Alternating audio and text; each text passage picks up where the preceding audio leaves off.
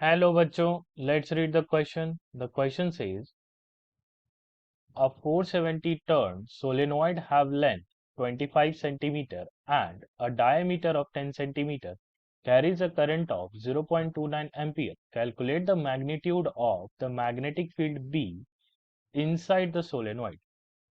तो इस क्वेश्चन का की कंसेप्ट होगा सोलेनॉइड। तो ये हमारा एक सोलेनॉइड है जिसका लेंथ हमें दिया गया है 0.25 मीटर और 25 सेंटीमीटर और डायमीटर दिया हुआ है 10 सेंटीमीटर, यानी इसका रेडियस हो गया 0.05 मीटर। तो आप देख पा रहे होंगे कि रेडियस और लेंथ कंपेरेबल है। हम सोलेनॉइड का दो फॉर्मूला पढ़ते हैं। पहला फॉर्मूला होता है म्यू नॉट एन आई। ये फॉर्मूला हम लॉन्ग सोलेनॉइड्स के लिए यूज करते हैं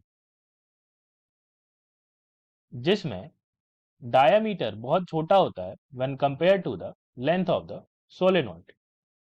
और एक फॉर्मूला पढ़ते हैं जो होता है mu naught N I divided by 2 cos theta 1 plus cos theta 2। ये हम पढ़ते हैं शॉर्ट सोलेनॉइड के लिए जिसका लेंथ और रेडियस कंपेरेबल होता है। इस डायग्राम में थीटा 1 और थीटा 2 ये होता है। इस केस में theta 1 will be equal to theta 2। ऐसा हम इसीलिए मान रहे हैं क्योंकि दोनों तरफ का सिमेट्री हमें नजर आ रहा है। अब हमें अपने गिवन डायग्राम से कॉस का फंक्शन निकालना होगा। तो हम एक ट्रायंगल देख पा रहे हैं। ये पॉइंट है ओ, जैसे यहां पे है ओ, ये पॉइंट हो गया बी और ये पॉइंट हो गया हमारा ए। एओ का लेंथ होगा 0.25 मीटर्स डिवाइडेड बाय 2 क्योंकि हमने परपेंडिकुलर बाइसेक्टर डाला है और रेडियस हमने ऑलरेडी निकाल रखा था 0.05 मीटर्स और ये हो जाएगा हमारा हाइपोटेन्यूस। हम जानते हैं cos थीटा होता है बेस अपॉन हाइपोटेन्यूस। तो हाइपोटेन्यूस निकालने के लिए हमें पाइथागोरस थ्योरम यूज करना पड़ेगा।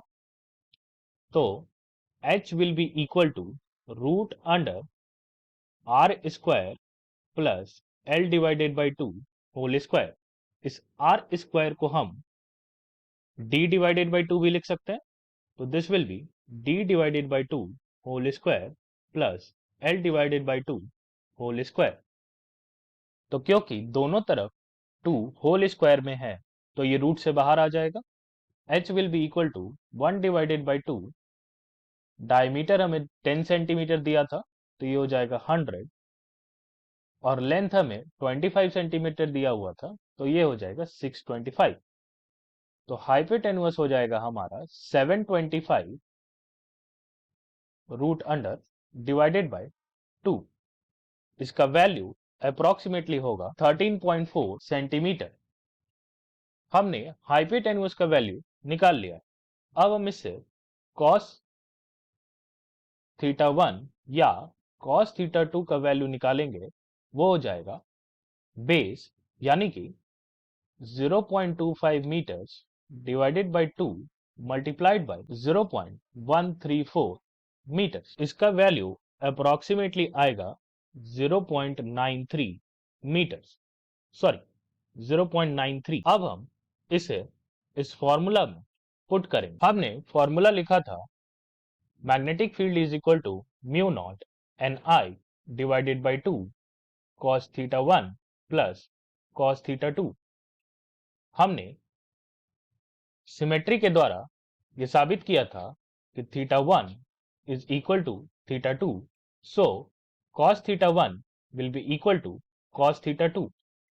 तो हम इस फॉर्मूला को फर्दर लिख सकते हैं mu naught N I divided by 2 multiplied by 2 cos theta 1। तो ये हो जाएगा b is equal to mu naught N I divided by, sorry 2 तो कैंसिल हो जाएगा, मल्टीप्लाइड बाई cos थीटा 1। और ये जो स्मॉल n हमें दिया हुआ है वो होता है number of turns per unit length. Number of turns हमें क्वेश्चन में 470 दिया गया है और लेंथ हो जाएगा 0.25 मीटर्स। हम इसे फॉर्मूला में पुट करेंगे और वहीं हमने cos थीटा 1 का वैल्यू निकाला था 0.93 के बराबर। अब हमारे पास सारा डेटा आ चुका है, अब केवल हमें वैल्यूज पुट करना है। म्यू नॉट हो जाएगा 4 pi multiplied by 10 to the power -7, small n will be 470 divided by 0.25 और करंट हमें दिया गया है क्वेश्चन में 0.29 amperes and multiplied by cos theta 1 के वैल्यू विच इज 0.93। जब आप इसे सॉल्व करिएगा तो आपको मैग्नेटिक फील्ड की वैल्यू 2.2 मिली टेस्ला के बराबर आएगी। This will be the final answer. Hope you understood it well and best of luck.